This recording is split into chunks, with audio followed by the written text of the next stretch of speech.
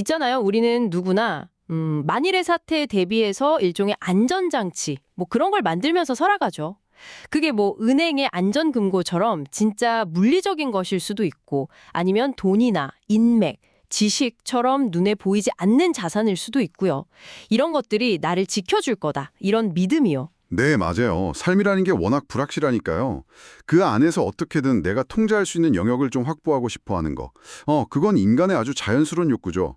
나만의 작은 요새를 짓는 셈이랄까요? 바로 그 나만의 요새를 만들려는 욕망이 사실은 인류 역사 아주 초창기부터 시작됐다는 이야기를 오늘 좀 해보려고 합니다. 주제는 바로 바벨탑입니다. 아, 바벨탑. 네, 보통은 그냥 신에게 닿으려는 인간의 교만, 그 상징으로만 알고 계실 텐데요. 오늘 저희가 좀 깊이 파고 들어볼 자료는 유튜브 채널 헤블리 홉교회 김덕수 목사님 설교 영상 바벨탑 가짜 방주입니다. 이 자료가 아주 도발적인 주장을 던져요. 바벨탑이 단순한 교만의 산물이 아니라 인류가 스스로를 구원하기 위해 만든 최초의 모조품 방주였다는 겁니다. 네, 바로 그 가짜 방주라는 키워드가 오늘 이야기 전체를 꿰뚫는 핵심이라고 할 수 있습니다. 이 자료를 바탕으로 우리가 그냥 교만의 상징으로만 알던 바벨탑 이야기에 어떤 새로운 의미가 숨어 있는지, 그리고 그 아주 오래된 이야기가 지금 이 시대를 사는 당신에게 어떤 질문을 던지는지 한번 깊이 들여다보겠습니다. 좋습니다. 그럼 시작해보죠. 보통 바벨탑 하면 딱 떠오르는 이미지가 있잖아요. 하늘 끝까지 닿으려는 높은 탑, 그리고 우리 이름을 내자고 외치는 인간들의 오만함. 저도 딱 거기까지였거든요. 그런데 이 자료에서는 그게 전부가 아니라고 말하는 거죠. 맞습니다. 교만이라는 키워드, 물론 중요합니다. 빼놓을 수 없죠. 하지만 그건 바벨탑 사건의 여러 측면 중 하나일 뿐이고 그들의 행동을 이끌었던 더 근본적인 동기가 있었다는 게 이 자료의 핵심적인 시각입니다. 그 동기는 바로 교만이 아니라 두려움이었습니다. 두려움이요? 네. 그리고 그 두려움에 대한 인간적인 해답이 바로 인공적인 안전지대, 즉 말씀하신 가짜 방주를 짓는 것이었죠. 가짜 방주라. 굉장히 강렬한 표현인데요. 이게 그냥 건물이 아니라 어떤 분명한 목적을 가진 장치였다는 뉘앙스네요. 그렇게 볼 수 있는 구체적인 근거가 있나요? 그냥 뭐 그 시대의 랜드마크를 짓고 싶었던 걸 수도 있잖아요. 바로 그 지점에서 이야기가 정말 흥미로워집니다. 자료는 성경 본문 안에서 두 가지 아주 명백한 증거를 찾아내요. 첫 번째는 역시 탑의 높이에 대한 집착입니다. 이들은 탑 꼭대기를 그냥 높게가 아니라 하늘에 닿게 지으려 했거든요. 그렇죠. 그게 바로 신에 대한 도전, 교만 이렇게 해석되는 지점이었고요. 네. 그런데 그 이면을 한번 생각해 봐야 하는 거죠. 이 사람들은 노아 홍수 이야기를 조상들에게서 분명히 전해 들은 세대입니다. 온 세상이 물에 잠기고 가장 높은 산봉우리마저 사라졌던 그 끔찍한 심판의 기억을 공유하고 있었죠. 그런 트라우마를 가진 사람들에게 가장 확실한 안전장치는 과연 무엇이었을까요? 아, 설마. 가장 높았던 산보다 더 높은 건물을 만들어서 다음번에 또 홍수가 오면 이번엔 우리 힘으로 살아남겠다. 이런 계산이었을까요? 정확합니다. 이건 신에 대한 도전을 넘어서 과거의 재앙에 대한 공포에서 비롯된 생존 전략이었던 셈입니다. 그런데 더 결정적인 증거가 두 번째에 있어요. 더 있다고요? 네, 바로 건축 공법입니다. 창세기 11장 3절을 보면 아주 흥미로운 구절이 나옵니다. 이들이 돌 대신 벽돌을 쓰고 진흙 대신 역청을 사용했다는 기록이 있거든요. 역청이요? 잠깐만요. 그 단어. 어디선가 들어본 것 같은데 기억이 날 듯 말 듯하네요. 그게 왜 그렇게 중요한 증거가 되죠? 바로 노아의 방주 때문입니다. 아, 하나님께서 노아에게 방주를 만들라고 명령하실 때 배 안팎에 치려서 물이 새지 않도록 하라고 했던 그 방수 재료, 그게 바로 이 역청입니다. 세상에. 맞아요. 방주. 그럼 지금 이 사람들은 하늘을 향해 탑을 쌓으면서 동시에 방수 공사를 하고 있었던 거네요. 그렇죠. 이건 뭐 우연이라고 보기는 정말 어렵겠는데요? 네. 높이는 홍수의 수위를, 역청은 방수를 의미합니다. 이 두 가지가 합쳐지면서 바벨탑의 정체가 드러나는 거예요. 이건 단순한 기념비나 신전이 아니었던 거죠. 명백히 대홍수를 염두에 두고 설계된 인류 최초의 재난 대비용 쉘터, 즉 인간의 방주였다는 아주 강력한 증거가 되는 겁니다. 와, 정말 흥미로운 해석이네요. 근데 여기서 한 가지 약간 반론을 제기해 볼 수도 있을 것 같아요. 그 역청이라는 게 당시 메소포타미아 지역에서 그냥 흔히 쓰이던 건축 자재였을 뿐이다. 뭐 특별한 의도가 아니라 그냥 기술적으로 가장 합리적인 선택을 한 거다. 이렇게 볼 수도 있지 않을까요? 아주 좋은 질문입니다. 실제로 역청은 그 지역에서 널리 쓰인 자재가 맞습니다. 하지만 이 사료는 성경 저자가 굳이 왜 하필 그 단어를 기록했는가 하는 그 의도에 주목합니다. 수많은 건축 재료 중에 왜 노아의 방주를 바로 떠올리게 하는 그 단어를 썼겠냐는 거죠. 문학적인 장치로 보는 거군요. 네. 이건 단순한 건축 기록을 넘어서 이들의 행위가 영적으로 어떤 의미를 갖는지, 즉 하나님의 구원의 상징인 방주를 인간의 기술로 모방하고 대체하려는 시도였음을 암시한다는 겁니다. 높이와 재료, 이 두 가지 맥락이 결합될 때 그 의도가 명확해지는 거죠. 그렇군요. 의도적인 단어 선택을 통해 이들의 속마음을 드러내고 있다는 해석이네요. 그렇다면 이 거대한 건설 프로젝트는 사실상 하나님을 향한 일종의 선언문, 그런 거였군요. 맞습니다. 그들의 행동을 언어로 한번 풀어보면 이런 뜻이 되는 겁니다. 하나님, 우리가 죄 때문에 심판받았다는 사실 압니다. 하지만 우리는 회개할 생각도, 삶의 방식을 바꿀 생각도 없습니다.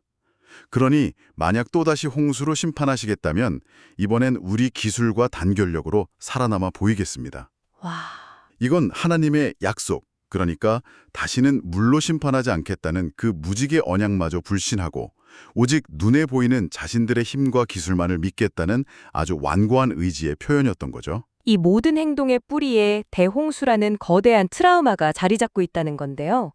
그럼 이 사람들이 그 홍수 이야기에서 진짜 배웠어야 할 교훈은 대체 뭐였을까요? 자료에서 이 부분을 대홍수나 소돔과 고모라 이야기랑 연결해서 설명하죠. 네, 바로 그 지점이 중요합니다. 바벨탑을 세운 사람들이 홍수를 직접 겪은 세대는 아니잖아요. 그 끔찍한 심판의 기억이 어떻게 그들의 행동을 이렇게까지 이끌었는지 좀 더 깊이 들어가 볼 필요가 있죠. 자료는 이 모든 사건을 관통하는 하나의 큰 주제가 있다고 말합니다. 바로 구별된 하나님의 사람들의 역할입니다. 구별된 사람들이요? 네, 자료에 따르면 대홍수 심판이 시작된 직접적인 계기는 창세기 6장에서 하나님의 아들들이 세상의 딸들과 섞여서 그 거룩함을 잃어버린 사건이에요. 세상 사람들의 죄악 그 자체보다도 하나님의 백성이라고 불리던 이들이 세상과 똑같아져 버렸을 때 심판이 임했다는 거죠. 하나님은 세상의 죄악보다 당신의 백성이 구별된 정체성을 잃어버리는 것을 더 마음 아파하신다는 해석입니다. 그러니까 문제의 핵심은 단순히 죄가 많았다 이게 아니라 그 죄악 속에서 빛과 소금의 역할을 해야 할 사람들이 아예 사라져버린 상태였다는 거군요. 듣고 보니 소돔과 고모라 이야기도 비슷한 맥락에서 볼 수 있겠네요. 바로 그겁니다. 소돔과 고모라가 멸망한 이유, 물론 그 도시의 죄가 극심했기 때문이죠. 하지만 아브라함과 하나님의 대화를 보면 더 깊은 진실이 드러나잖아요. 하나님은 그 성에 의인 10명만 있어도 심판하지 않겠다고 약속하시거든요. 그렇죠. 결국 그 성이 심판받은 진짜 비극은 그 거대한 죄악을 막아서고 하나님의 뜻을 대변할 최소한의 구별된 공동체마저 없었다는 사실입니다. 듣고 보니 그러네요. 결국 홍수 이후에 후손들이 배워야 했던 교훈은 다시는 홍수 안 나게 더 높은 탑을 쌓자 이게 아니라 우리 조상들이 거룩함을 잃어서 심판받았으니 우리는 구별된 삶을 살아야 한다. 이게 되어야 했겠군요. 그렇죠. 그게 마땅한 반응이었을 겁니다. 문제의 원인인 죄와 불순종이라는 내면의 문제를 해결해야 했는데 그들은 그 결과인 심판이라는 외부의 위험만 막으려고 한 거죠. 마음을 바꾸는 대신 더 견고한 방어 시스템을 구축하는 길을 택한 겁니다. 이것이 바로 바벨탑 사건의 본질적인 비극이라고 할 수 있습니다. 결국 하나님이 이 계획에 직접 개입하시잖아요. 언어를 혼잡하게 만들어서 건설을 중단시키시는데 대부분의 사람들은 이걸 당연히 벌이라고 생각하죠. 신에게 도전한 인간에게 내린 저주라고요.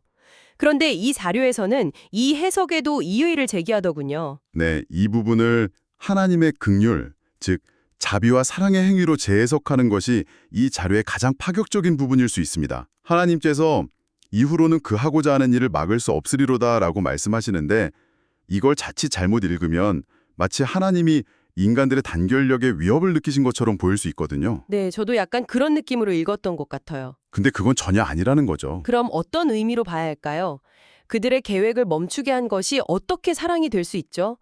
당사자들 입장에서는 평생의 프로젝트가 좌절되고 서로 소통도 안 되게 된 끔찍한 재앙이었을 텐데요. 그게 바로 관점의 차이입니다. 자료는 이 하나님의 말씀을 안타까움의 탄식으로 해석해요. 이대로 내버려 두면 저들의 죄가 하늘 끝까지 닿아서 내가 또다시 끔찍한 심판을 내릴 수밖에 없는 상황으로 치닫는 것을 막을 수 없게 되겠구나 라는 의미라는 거죠. 인간들이 스스로 파멸을 향한 고속도로를 지금 전속력으로 질주하고 있는데 이대로 두면 결국 끔찍한 충돌을 피할 수 없다는 걸 아셨던 겁니다. 아, 그러니까 그들이 더 큰 죄를 짓고 결국 완전히 파멸하는 것을 막기 위해서 그들의 계획 자체를 선제적으로 무너뜨리신 거군요. 바로 그겁니다. 마치 아이가 뜨거운 난로로 막 기어가고 있을 때 아이를 넘어뜨려서라도 막는 부모의 심정과 같은 거죠. 아, 당장 아이는 넘어져서 울고 불고 하겠지만 그게 아이를 살리는 유일한 길이니까요. 그래서 언어를 흩으신 것은 저주가 아니라 더 큰 심판을 받지 않도록 그들의 계획을 멈추게 하신 사랑의 개입이자 역설적인 축복이었다는 관점입니다. 듣고 보니 정말 새로운 시각이네요. 우리 삶에서도 가끔 그런 경험들이 있는 것 같아요. 내가 정말 모든 걸 걸고 추진하던 일이 갑자기 막히거나 무산됐을 때 처음에는 좌절하고 원망하지만 시간이 한참 지나고 보면 아, 그때 그 길이 아니었던 게 정말 다행이다 라고 깨닫게 되는 순간들이요. 어쩌면 그런 막힘이 하나님의 보호일 수 있다는 메시지로도 들리네요. 네, 자료는 바로 그 점을 지적합니다. 만약 당신이 지금 온 힘을 다해 쌓아 올리고 있는 탑이 오직 나의 이름을 내기 위한 것이고 하나님 없이도 안전하려는 가짜 방주라면 하나님께서 그것을 막으시는 것이야말로 가장 큰 사랑일 수 있다는 거죠. 자, 그럼 이 오래된 바벨탑 이야기가 오늘에 사는 우리에게 던지는 의미를 좀 더 구체적으로 이야기해봐야겠습니다. 이제는 아무도 하늘에 닿는 물리적인 탑을 쌓지는 않으니까요. 그렇죠.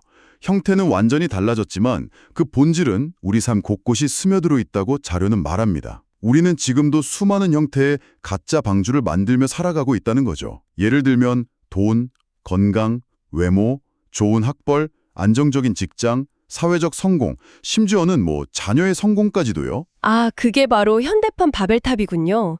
이것만 있으면 내 인생은 안전할 거다. 그렇게 믿게 만드는 것들이요. 맞습니다. 여기서 오해하면 안 되는 것은 이런 것들 자체가 나쁜 건 결코 아니라는 점입니다. 그렇죠. 오히려 좋은 것들이죠. 네, 하나님이 주신 좋은 선물이고 우리 삶에 필요한 도구들이죠. 문제는 그것들의 지위가 바뀔 때 발생합니다. 지위가 바뀐다는 건 어떤 의미죠? 예를 들어 돈을 예로 들어본다면요.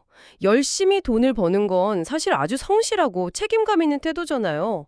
어디서부터 그게 가짜 방주가 되는 걸까요? 그 경계는 이것이 하나님을 대체하는 순간에 그어집니다. 돈이 삶을 풍요롭게 하는 수단이 아니라 나의 궁극적인 안전과 평안을 보장해주는 목적이 되는 순간 그것은 우상이 되고 가짜 방주가 되는 거죠. 이 돈만 있으면 하나님 없이도 괜찮아? 라는 마음이 드는 바로 그 지점입니다. 아, 그 방주가 너무 견고하고 안락해서 더 이상 진짜 피난처이진 하나님을 찾을 필요를 느끼지 못하게 될 때 우리도 모르는 사이에 현대판 바벨탑을 쌓고 있는 겁니다. 일시적인 편리함과 안락함은 줄 수 있지만 영원한 생명과 참된 평안은 줄 수 없다는 말씀이시군요. 결국엔 무너질 수밖에 없는. 네, 자료는 분명하게 선언합니다. 그 어떤 인간적인 안전장치도 영원한 안식을 주지는 못한다고요. 예수 그리스도만이 유일하고 영원한 피난처이며 그 외의 모든 것은 결국 우리를 구원하지 못하는 가짜일 뿐이라고요. 우리가 열심을 내면 낼수록 그 방향이 하나님이 아닌 나 자신의 안전과 영광을 향하고 있다면 우리는 그저 더 높은 바벨탑의 벽돌을 쌓고 있을 뿐이라는 날카로운 경고입니다. 오늘 바벨탑 이야기를 통해 인간이 스스로를 구원하기 위해 만든 가짜 방주라는 새로운 관점을 깊이 있게 탐구해봤습니다. 교만의 상징으로만 알았던 탑이 사실은 두려움과 불신이 빚어낸 결과물이었다는 것, 그리고 그것을 멈추신 하나님의 개입이 심판이 아닌 사랑이었다는 것까지 정말 많은 생각을 하게 되네요. 그렇죠. 결국 이 이야기는 우리에게 아주 근본적인 질문을 던지고 있습니다. 당신은 지금 어디에 피하고 있습니까? 당신이 의지하는 진짜 방주는 무엇입니까? 하는 질문이죠. 이 자료는 진짜 피난처는 오직 예수 그리스도뿐이라고 결론을 내리면서 마지막에 아주 재치 있는 실천 방안을 하나 제안하는데요. 바로 주책을 부리며 살라는 겁니다. 네, 처음 들으면 이게 무슨 소린가 싶죠. 네, 저도 그랬습니다. 하지만 여기서 말하는 주책은 우리가 아는 그 부정적인 의미가 아니라 주님이 책임지신다는 믿음의 고백을 줄임말이었습니다. 자, 이 이야기를 듣고 계신 당신에게 마지막으로 질문을 하나 던지며 마무리할까 합니다. 당신의 삶에서 가장 많은 시간과 에너지를 쏟아붓고 있는 당신만의 견고한 바벨탑은 무엇인가요? 그것이 돈일 수도, 커리어의 성공일 수도, 건강이나 자녀 문제일 수도 있겠죠. 그리고 만약 그 견고한 탑쌓기를 잠시 멈추고 모든 것을 주님이 책임지신다는 믿음으로 살아가는 거룩한 주책을 한번 부려본다면 당신의 삶은 과연 어떤 모습으로 달라질 수 있을지 한번 조용히 생각해 보시는 건 어떨까요?